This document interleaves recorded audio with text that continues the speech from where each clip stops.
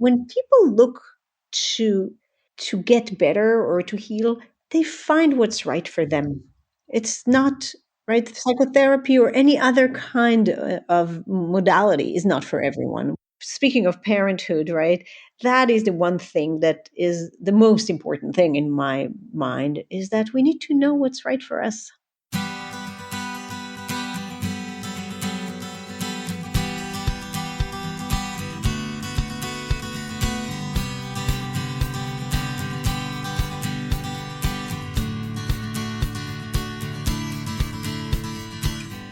Welcome to Parent Footprint with Dr. Dan. I'm Dr. Dan. This show is about making the world a more loving, accepting, and compassionate place, one parent, one person, and one child at a time. The key to raising healthy and engaged kids is for us parents to seek the same in our own lives while striving to be the best versions of ourselves each day, no matter who you are or where you came from. With increased awareness, you can be purposeful about leaving a healthy footprint for your children, your family, and all those you care about while living your own life to the fullest. Today's show is Emotional Inheritance with Dr. Galit Atlas. Dr. Atlas is an author, psychoanalyst, and clinical supervisor in private practice in New York City. Her latest and newest book is Emotional Inheritance, A Therapist, Her Patients, and the Legacy of Trauma, which we will be talking about in depth today. Dr. Galit is on the faculty of NYU's Postdoctoral program in Psychotherapy and Psychoanalysis, as well as a faculty member of the National Training Program at the National Institute for the Psychotherapies. She was a contributor to the New York Times column Couch, and her New York Times publication, A Tale of Two Twins, was the winner of a 2016 Gradiva Award. She is a leader in the field of relational psychoanalysis. She is a recipient of several awards and is sought-after lecturer here and abroad. Galit, welcome to the show. Thank you so much, Dan. Thank you for inviting me. I'm happy to be here. I've been looking forward to this conversation. I have to say, you had several beautiful reviews, wonderful reviews of your new book. And one just really caught my attention. Dr. Bruce Perry, who is someone who I've followed for a long time, admire his work, and a lot of people know as an eminent brain researcher, trauma specialist, advocate. I mean, he's been a wonderful light in the field of brain development and trauma. He described your book as beautiful, artistic, and elegant. And I have to say, as I was reading your book, I was just moved by the respect in which you write, and also how you tell the story in a way that you weave yourself into the story, which is so different than classical psychoanalysis, and how far, you have taken this and how far the field has come in relational psychoanalysis. Right. Is it a conflict? Was it ever a conflict for you to share so much of yourself given your training? And I guess it's a two-part question. Was your training as a psychoanalyst classical? And how did it become progressive? So, originally I'm from a generation that was trained classically, right? Mm-hmm, I'm more than 20 years in this field. And when I moved to New York and I'm part of the postdoctoral program, I'm a faculty member, actually, the postdoctoral program at NYU. And that is a place where a lot of the revolution happened of contemporary psychoanalysis. So we shifted into a two-person model, which means for our listeners that the psychologist, the psychoanalyst is not neutral and can never be neutral. This is my third publication, actually. My first three publications before were books for clinicians. And in those books where I teach theory, I sneaked, the parents know the Sneaky Chef book. Have you ever heard of that? Yes. You sneak the good ingredients so the kids don't notice it. So I sneaked into those professional books my theory of instead of clinical cases, we're talking about clinical tales. What Mm. that means is a tale is something that includes our own subjectivity, our own psychology as therapists, because a case that is presented as objective is never objective. And this is what contemporary psychoanalysis is about. It's about two people sitting together in a room and influencing each other. Yes, yes. You're reminding me of a recent discussion with a colleague, and we were talking about actually projective testing and the Rorschach, Mm, and one of the right. colleagues was giving the analysis of the projective testing, and another colleague said, "You just projected your answer onto the projective testing, right? Like nothing really is objective. Exactly. It's all subjective, right?" Right. Uh, And then we work with that, right? yes, I mean, in the yes. book, I talk about myself because when I sit with a patient and they have trauma, and if it's a reminder of my trauma, or if I go through something, it doesn't mean I share it with them necessarily. But what it means Hmm. is that I have to work with myself. I have to work to Yes. understand myself as much as I understand them.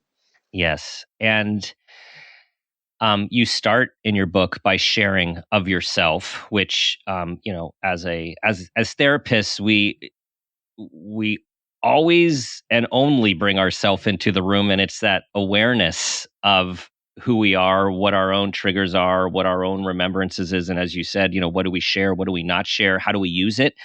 Um, Mhm. Tell everyone. I mean, your story starts with where you're from, where your parents are from, and your very I'm gonna like colorful um upbringing. There's so much Mhm. meaning and music and loss. Share with Right. everyone a bit about your upbringing. I love when you say music and loss because I think these are the two things that the book is going back and forth. Um, I grew up in Israel. My parents immigrated when they were young children. My father is from Iran. My mother is from Syria. So in the book, I talk a little bit about their own traumas, about from when they were children, about immigration, about racism, because Hmm. coming from these Arab countries, and of course my own immigration, and the family history of loss. And I think I start the book with talking about the unspeakable, all of those things that we cannot talk about, that are there between people silently, and how the beginning of my personal journey was related to music and the loud music. I would say I started. I was a musician in my teens and 20s. While I was studying psychology, I had a whole career as a rock and roll musician. Mm, And I'm talking about it, and I'm talking about serving in the army as a right. musician, and about those traumas and how it is related to music, to words, to sounds, to what we could express or not express Hmm. in our Hmm. families, and how we process those. And so many, with music, so many cultures Hmm. throughout time. There was no therapy. There was it was people would process through sound, Mhm. music, dance, ritual, and the Yeah, sensory connection is healing with community. yeah, yeah. It's exactly that. I think one of my goals in writing this book was not, as opposed to teaching people something about trauma, was to actually make you feel something, healing through the actual reading that touches your heart, which is related to the rituals, the smells, right? And when Hmm. I describe therapy, the sounds, the smells, the feelings, everything that is not just about words or intellectual analyzing Hmm. something. Hmm. And we know with trauma, our Mhm. bodies, both consciously and unconsciously, they protect us from those feelings, which does have Right. it does have a as you point out, there is a survival. There's a reason we go into dissociation or we numb or we check out. It protects us, and yet at the same time, it limits us from so many of life's full meanings and connections. Exactly, exactly. And I think this is exactly this dialectic tension, right, between really respecting defenses and not pushing things that are premature, Hmm. and knowing how important it is, right, to Hmm. dissociate or to repress or to not feel something fully Hmm. in order to maintain our well being. Hmm. And as you said, and yet there is another layer that does not allow us to be fully alive, fully engaged if our Hmm. defenses are too, right, strict, rigid, Hmm. which sometimes, and I think that's where the next generation comes in, sometimes some of the emotional work cannot be done by the people who are traumatized, and the next generation will have to do some of that work. Which is a we're going to talk about that, which is just it's a Hmm. I want to say like mind blowing concept. It really is the idea of we feel the trauma of our ancestors. I mean, not only feel the trauma of our ancestors, it comes to us through DNA and through genetics. Hmm. The way your book is, I wanted to let everyone know, because the way the book is laid out is it just flows from the first section on grandparents, the second section on your parents, and then the first section on oneself and our own secrets that we may or may not know that we're keeping. The idea of emotional inheritance of trauma is relatively new. Yes. Right. Right. It is relatively new. The first research that was done was after World War II, and it was with Holocaust survivors. And Mm-hmm. as you can imagine, it wasn't right after the war. It took a few years to the next generation to be old enough. So it was actually around the 60s where psychoanalysis started talking about that. And most of the psychoanalysts who wrote about it were themselves Holocaust survivors, and their Mm-hmm. patients were Holocaust survivors. Mm-hmm. And in the 90s, neuroscience and Mm-hmm. research on epigenetics appeared, and basically confirmed what we knew. It gave it a slightly different explanation, and as you could see Mm-hmm. in the book, and in general, right, psychologists, and we're always asking what's nature and what's nurture. Mm-hmm. The epigenetic is more right on one side, and then on the other side there is a lot of research on attachment and on unconscious communication, on the relationship between parents and children. Mm-hmm. Tell tell tell us how you describe epigenetics. It's a big term. People use it all the time, and it's complex, and yet at the same time, for everyone to understand, it's quite simple, right? Mhm. And it makes Yeah. sense. Yeah. Epigenetics is the biological mechanism, I would say, by which trauma is transmitted from one generation to the next. Mm-hmm.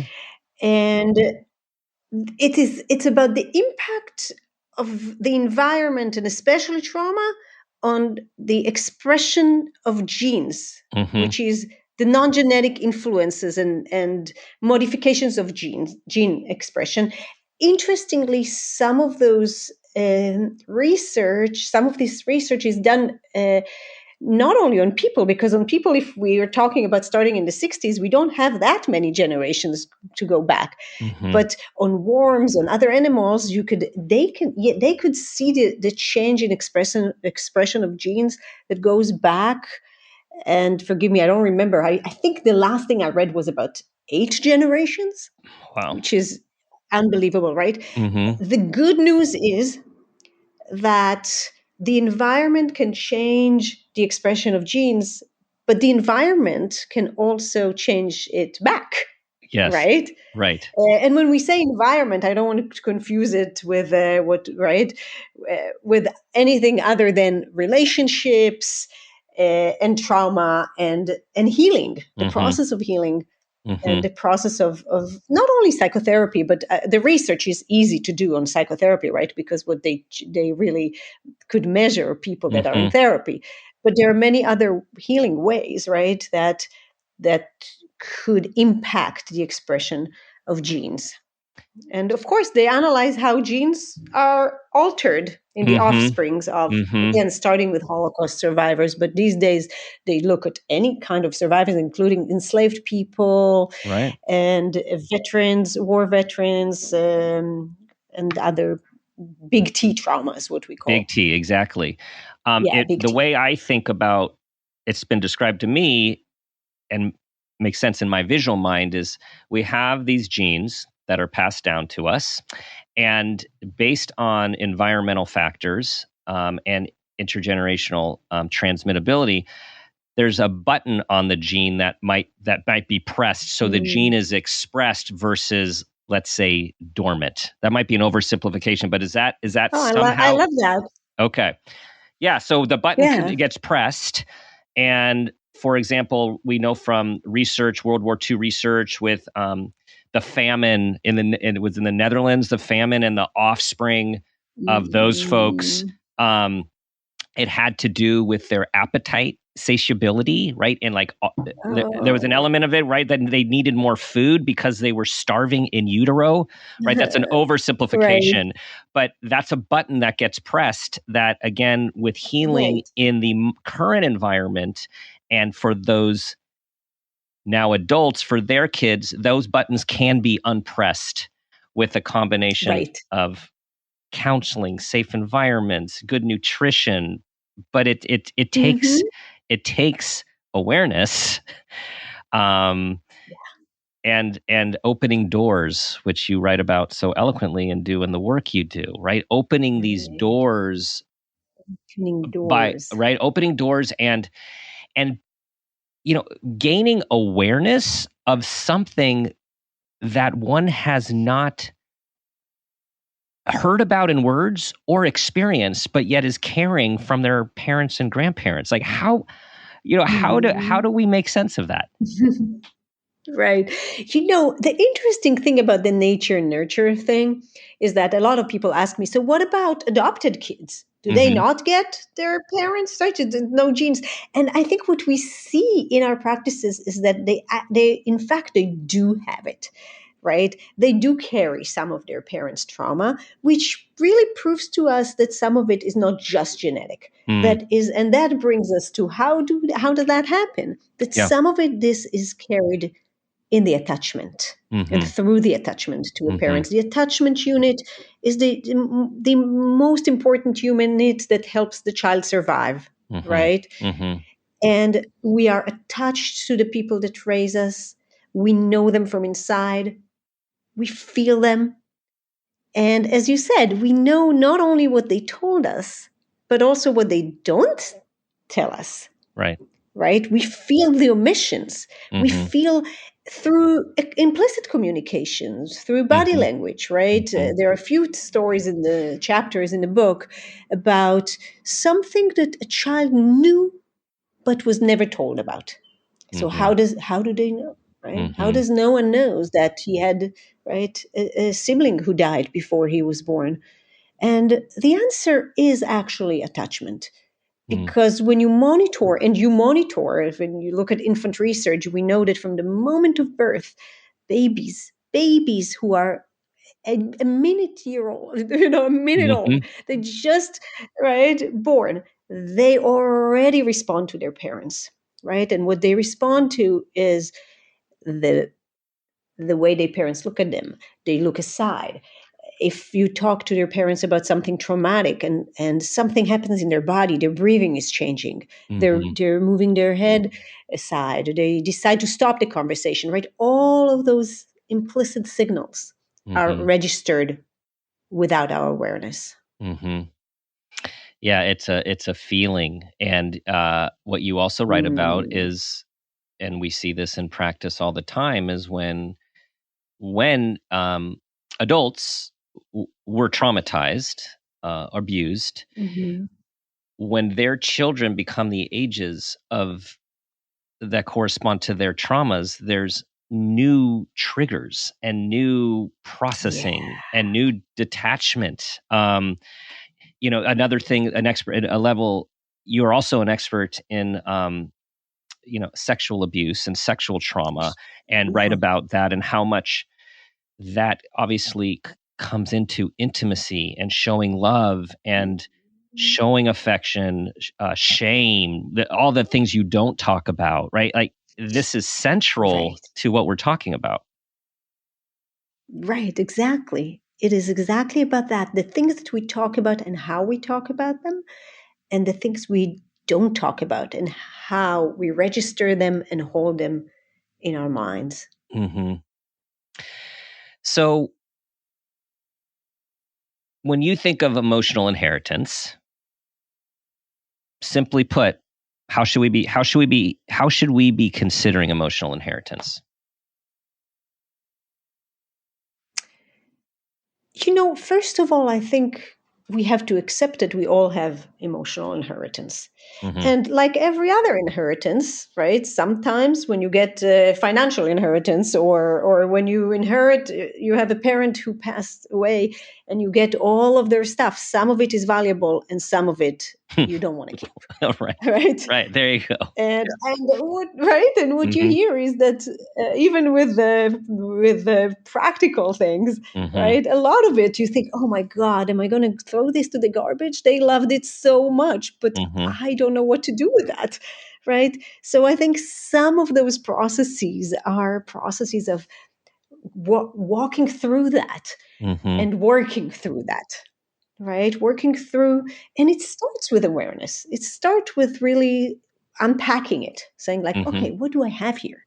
Mm-hmm. What did I get as an emotional inheritance?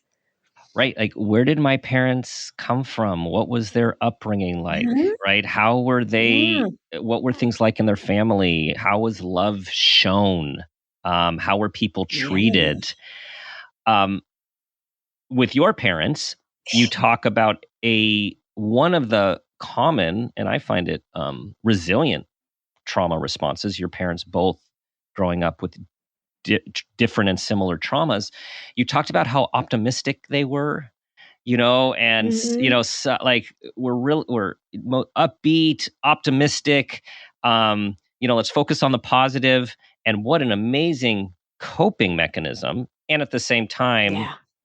everything with coping also leaves something else there to grapple with. Can you talk about what you learned you needed to grapple with from that resilient stance from your parents? Yeah. It's a really great way to say it because I think my parents, both of them, especially my father, actually is very resilient. Mm-hmm. And he always used to say, everything that happens is temporary. Don't worry, right? And you think to yourself, but Dad, life is temporary, right? I Right. think when they describe their childhood, they always described it as beautiful. I talk in the book about idealization. There is a level of Mm-hmm. idealization. It's beautiful, but of course, we grew up with the feeling that there are things we're not allowed to ask about Mm-hmm. or to talk about. And we know it without fully knowing it. So when you talk about the emotional inheritance and how an Mm-hmm. awareness Mm-hmm. before, it sounds pretty simple, but I think people would be really surprised to know that most people don't do that. We don't think about these things, even though Mm-mm. it sounds very obvious, Mm-hmm. right? What our parents' trauma or grandparents' trauma was. How do we think about what happened to our parents, the way our parents were raised, or anything? When people come to therapy, in the first session, and I describe it in the book, there are a few things I ask in the first session that is like my shtick, Mm-hmm. right? One of them is the first memory, Yep. which I assume holds in it Mm-hmm. even previous memories and also future, right, later memories than the memory that they describe.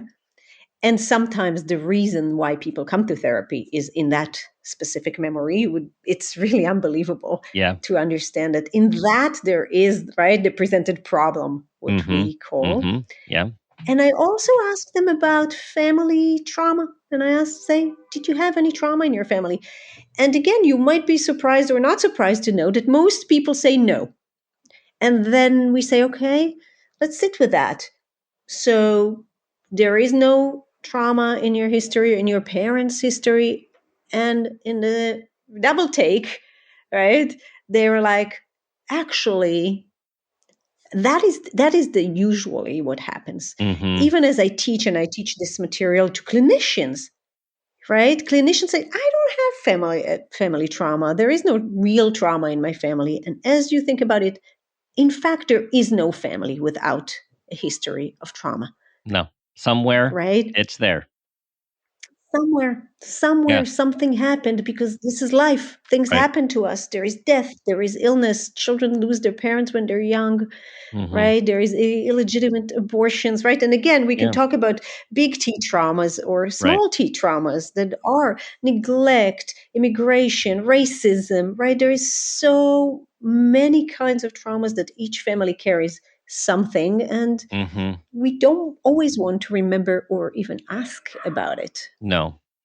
And I really appreciate the big T versus little t. And when we talk about that, everyone, the big T is something that is a significant traumatic event, the kind you think about when we think of the diagnosis of post-traumatic stress disorder, PTSD. And the reason it's important to differentiate this is, as Galit, as you're saying, like, you can't get through life without having some level of at least multiple small T's. It's rare too. Right. And what seems to happen in the field is people say, well, if you don't have post-traumatic stress disorder, if you don't meet criteria for PTSD, then okay, so then you're okay. You're not really that traumatized.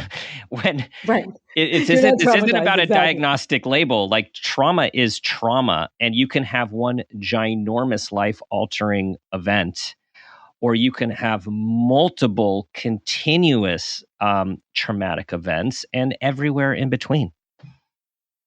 Right. And think about death even, right? It is amazing, but and I'm talking about it a little bit in the book about my own loss of my life partner, a extremely traumatic experience, battling with cancer for a few years. And even he used to say, I'm so traumatized by that. Those things, every time I go to the hospital to have a treatment, I come back as if somebody attacked me. And I think we don't talk about these things enough as traumatic, right? These treatments of, right? And cancer is all over. This is the biggest illness that we have. And death, of course, people's death, when somebody we love dies, it doesn't matter how old we are.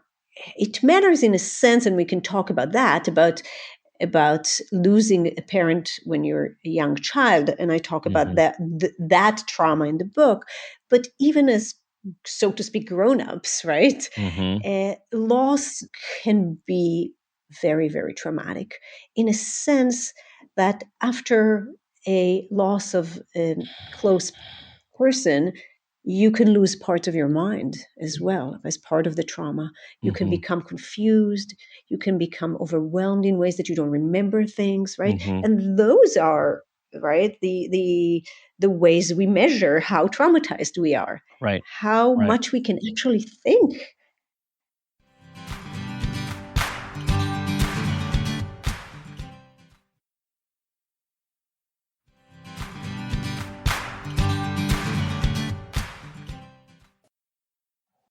We focus on resilience and traumatic resilience, trauma resilience, which is a newer term that we're talking about, getting through the trauma. It's important. What you're doing is you're normalizing trauma. It's important that people understand that experiencing trauma, having traumatic responses to traumatic events is a natural human response. It's a biological response, Right. and which is often to cope, to survive at times an unthinkable situation. And what you're talking about is then there are degrees of response to that. There are some people that are actually get quite equipped to dissociate and to cope and to move on, and life is everything's temporary, we're going to get through it. And then other traumas are quite debilitating, and can have even short-term or very long-term significant effects on one's own life, but then of course on those they live with and love as well. Right, exactly. And it's not always so predictable, right? Mm-hmm, What is mm-hmm, going to impact whom and how. mm-hmm. So as parents Yeah. who are wanting to break the cycle, and some of the cycles they might be aware of, some of the cycles they don't totally understand, but they can feel like something happened, something wasn't right, they didn't like something. How do you recommend parents start to break the cycle to free their children, from these legacies? I think the first step is, you mentioned opening the door, Mm-hmm. is opening the door, right? It's almost like a spiritual way of saying that, Mm-hmm. because you open the door and the door is now open and things can come in and out. And there Mm-hmm. is a motion between past, present, and future. What does that mean Mm-hmm. practically? Mm-hmm. It means trying to make connections, asking questions, asking yourself questions, asking your parents questions, trying to think, And I think that the truth is, this is the biggest compliment I got about from people who read the book, because the book is not a self-help book. It's not a book, as you know, that you Right. read it and there are instructions of how to break the cycle. Right. But every person who read it told me that they started making links about their own lives. Mm-hmm. I don't Mm-hmm. know if that happened to you too, Yeah. but I feel like Yes. that is Yeah. the main feedback I got. Mm-hmm. Because you read about other people's life, you read about how it is transmitted, what is transmitted, in what ways, how they think about it, the links they make. And you start making your own links. You Mm-hmm. start thinking, Mm-hmm. actually, that reminds me of myself. And that reminds me of my grandmother and my mother and the Mm-hmm. way we were talking about our family history. Yeah, these the secrets, right? So Mm-hmm. it's is would you say it's opening the door to allow the secrets to come through? Like almost welcoming the family secrets so we can look at them? I almost feel like look at them with respect, because the family Yeah. secrets are often tucked away in these, I imagine, these dark, dank places, right? Like we just want to keep them away to rot and Yeah. decay because of what they hold and carry. But in fact, we need to welcome them in. Right. And that is a very difficult thing to do, actually, because we collude with family secrets for many reasons. We don't necessarily want family secrets to come to the surface because we're afraid. And there are many things to be afraid of, right? Including the well-being of our parents, including our own family structure and narratives and myths, and that we don't want to break anything. So we're very careful. And I think that's one of the research on Holocaust survivors really found that the children tend not to ask because they are protecting their parents from reliving their traumas, and we have to accept that, right? As you said, Mm-hmm. we want to go towards secrets with some caution because we want to know, right? And we kind of Mm-hmm. smell and feel what is okay to ask, when, Mm-hmm. how. And people are often surprised that when they ask, because parents also want to, right, protect their children. That's why they don't tell them. So when they ask, the parents are sometimes very happy to tell them things that everybody tried to protect each other's Mm-hmm. from those secrets that Right. often we all know exist. Right? I just heard of somebody telling me, like after reading the book, and they said, you know how interesting. I found out that my grandfather had a previous marriage that nobody talked about. And I found out because on my grandmother's sheets, there was initials of a name that we didn't know. And nobody ever asked. And then one day we asked, and we found out something that we all kind of thought maybe happened because something about the narrative of the family didn't make sense. And so I think a lot of these, it's a small secret, right? For this family, it was a very big secret. That the grandma, that the grandparents were not first marriage to each other. One of the connections that I was making was when I was 7, my grandfather suddenly died. And I was close to him. He was newly retired, and the pain, my mother's pain, and the pain of my aunts, her sisters, it was so overwhelming to me that it impacted the way I couldn't. It hurt to see my mom so upset thinking about her dad, to the point that I would not talk about him. The point when someone would bring him up, I knew it would bring emotion in our family. And I think I remember saying to my brother, no, don't say anything. Don't say anything.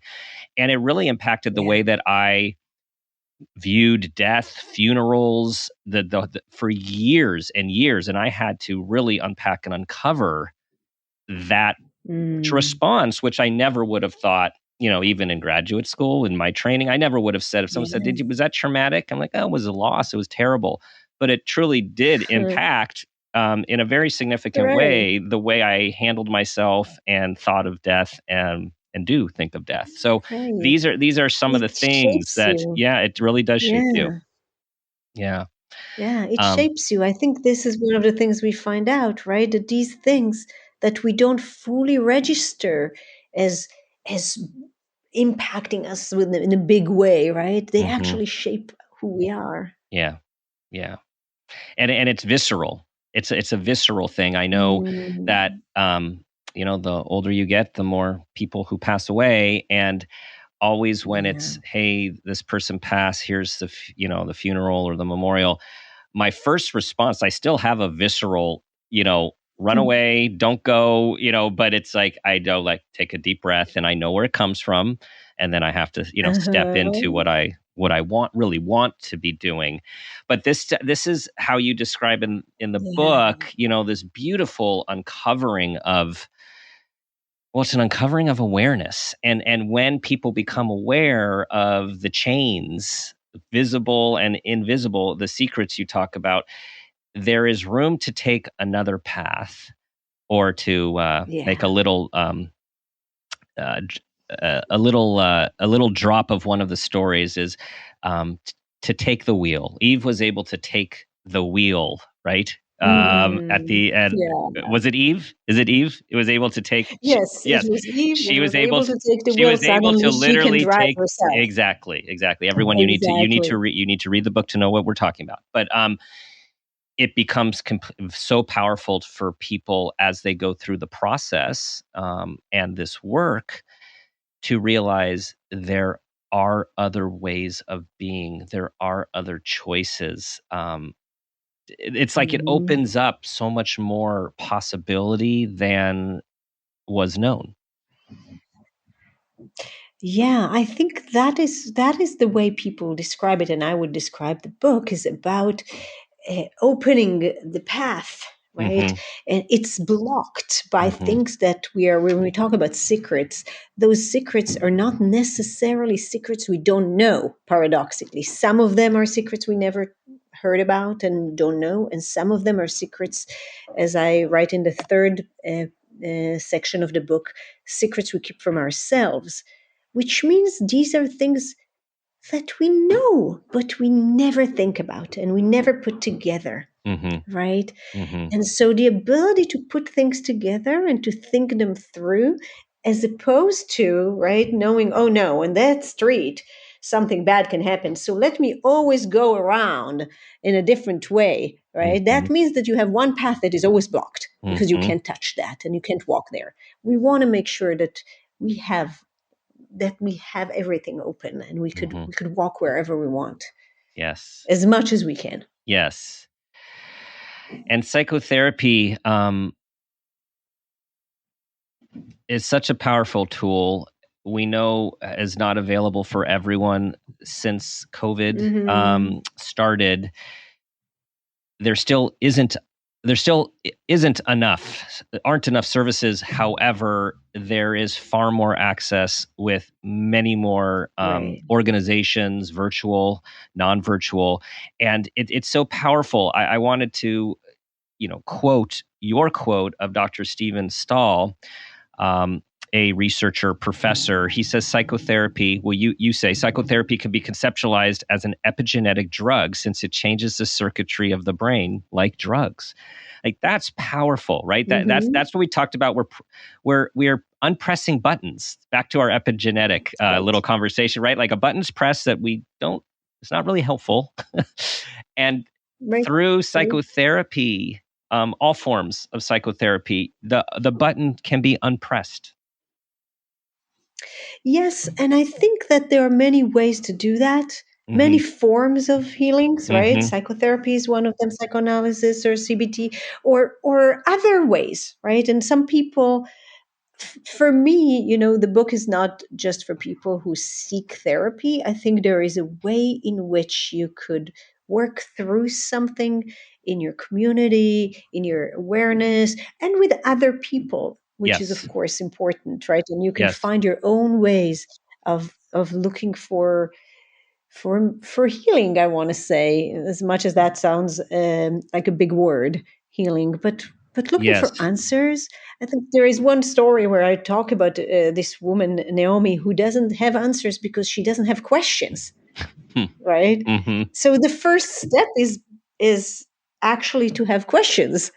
We form our questions before we find our answers.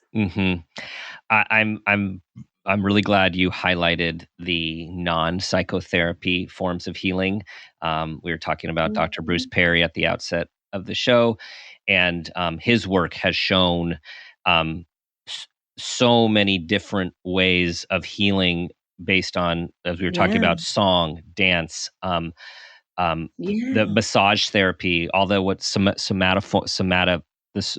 sensory system, the therapy of the sensory system, being in a meaningful, safe community with relationships. There's so many other things that are necessary for healing, right? That are just necessary. Right. And even psychotherapy, is not the magic word that could heal somebody without having other things in their lives as well. Right? So we're really talking here about something more holistic, and people find, when people look to get better or to heal, they find what's right for them. It's not right. Psychotherapy or any other kind of modality is not for everyone. We need to know, and I think that is, speaking of parenthood, right? That is the one thing that is the most important thing in my mind, is that we need to know what's right for us.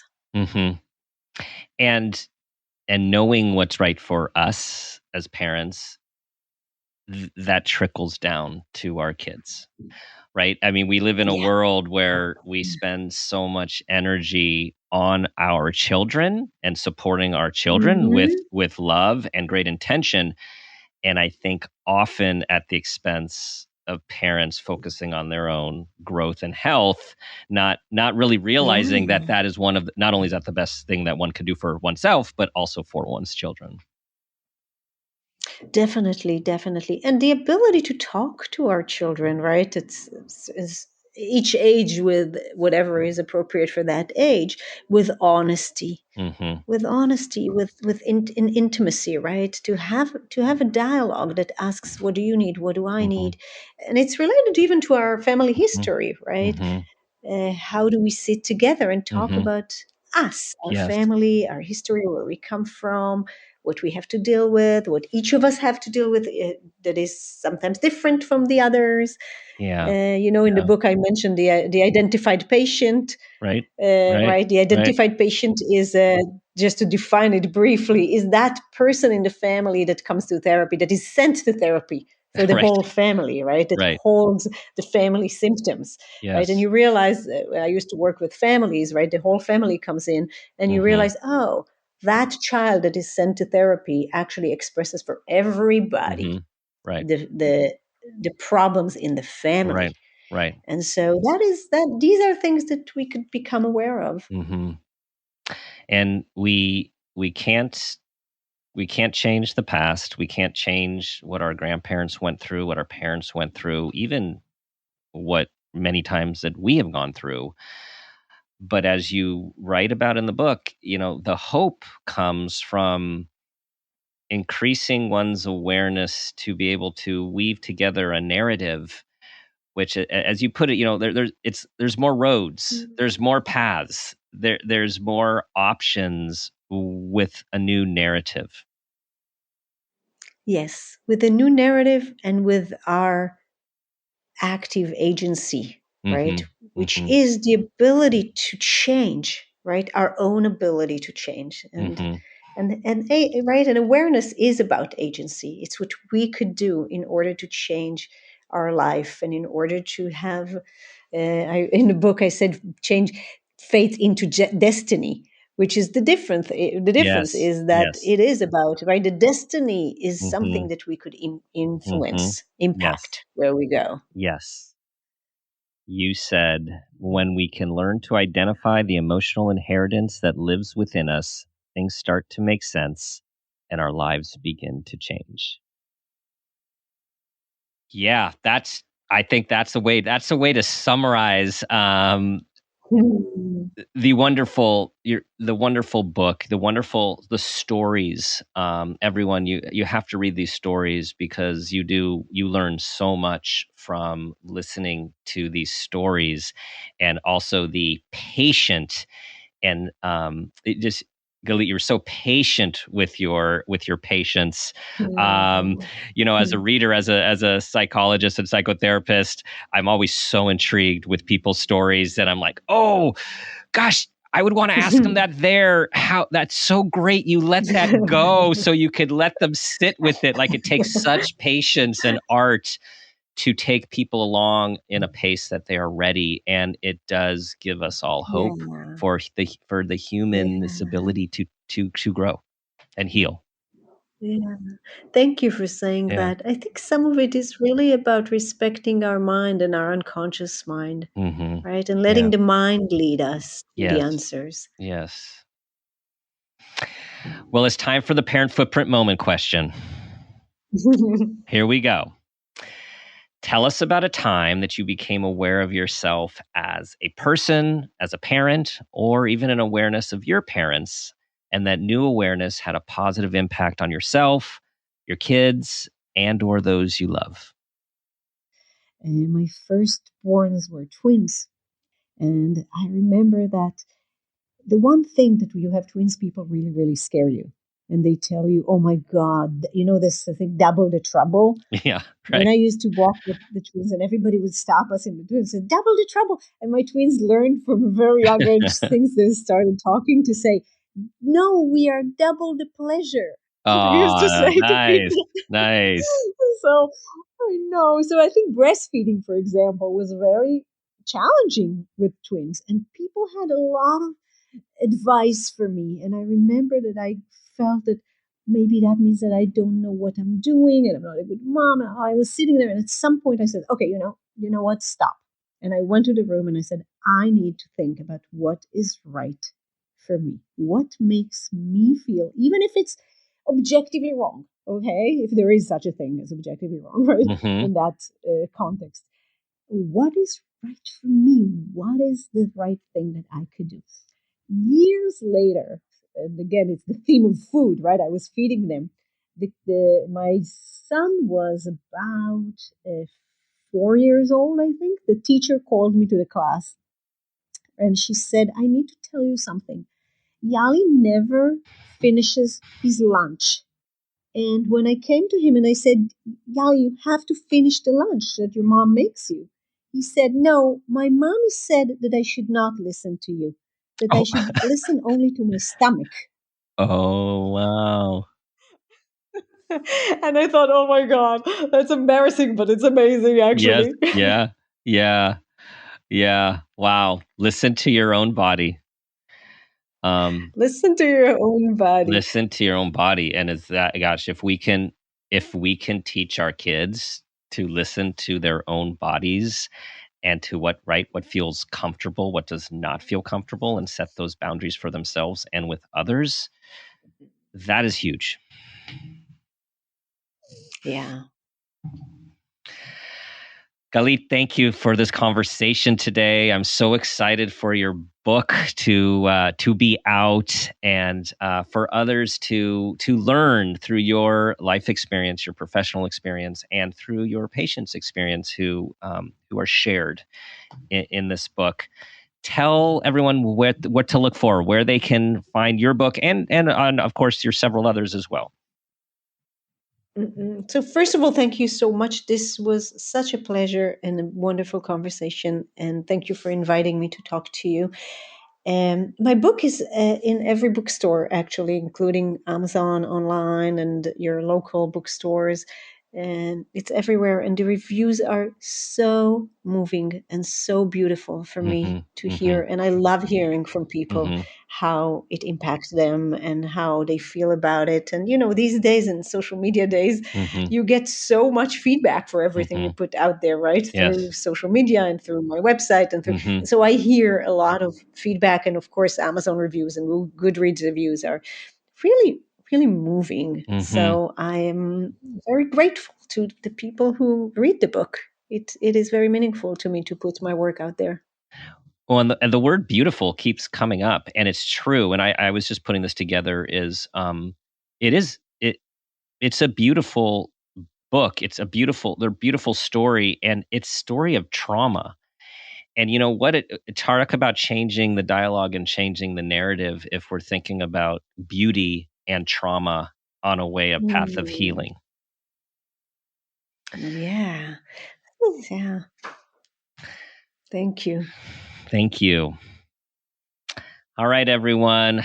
That concludes a meaningful discussion about being human, the trauma that we all carry, our grandparents, our great-grandparents, our parents, the traumas we've experienced, and how awareness, trying to open doors, trying to be patient with ourselves, trying to look at these things in a way, of course, for the health of our own kids.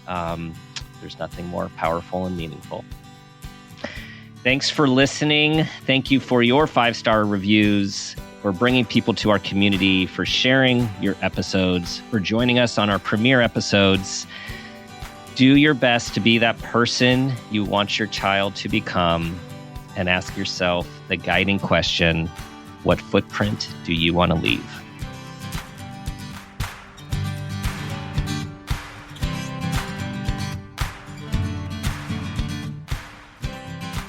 This has been a Peters and Rossi production.